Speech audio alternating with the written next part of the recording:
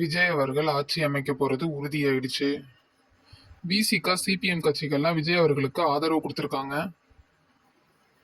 தளபதி அவர்கள் C Joseph Vijay என்னும் நான் அப்படின்னு சொல்ற நாள் சீக்கிரமா நெருங்கிடுச்சு. இந்த நியூஸை கேட்டதும் தாவேகா தொண்டர்கள் எல்லாரும் செம்ம ஜாலியா இருக்காங்க. இந்த ஒரு வார்த்தைக்காக தானே இவ்வளவு நாள் காத்திருந்தோம்னு எல்லாருக்கும் செம்ம சந்தோஷம். தளபதி அவர்கள் ஆளுநரை சந்திக்க போய்கிட்டு இருக்காரு. இனிமே தான் டிவிக்கே ரொம்ப கான்சியஸா இருக்கணும். இந்த 118 எம்எல்ஏக்கள்ல ஒருத்தர் போயிட்டா கூட டிவிகேக்கு பெரிய பிரச்சனை ஆயிடும். பரவாயில்ல கைஸ், இந்த பிரச்சனையெல்லாம் ஃபியூச்சர்ல நம்ம பார்த்துக்கலாம்.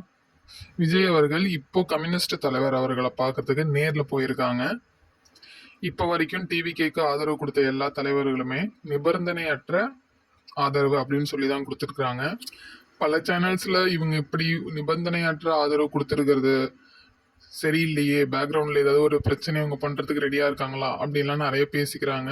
இதெல்லாம் என்ன நடக்குது அப்படின்னு நம்ம ஃபியூச்சர்ல பார்க்கலாம். நியூ அப்டேட் வந்தோடனே அடுத்த வீடியோல போடுறேன். அது வரைக்கும் சேனலை சப்ஸ்கிரைப் பண்ணி வச்சுக்கோங்க.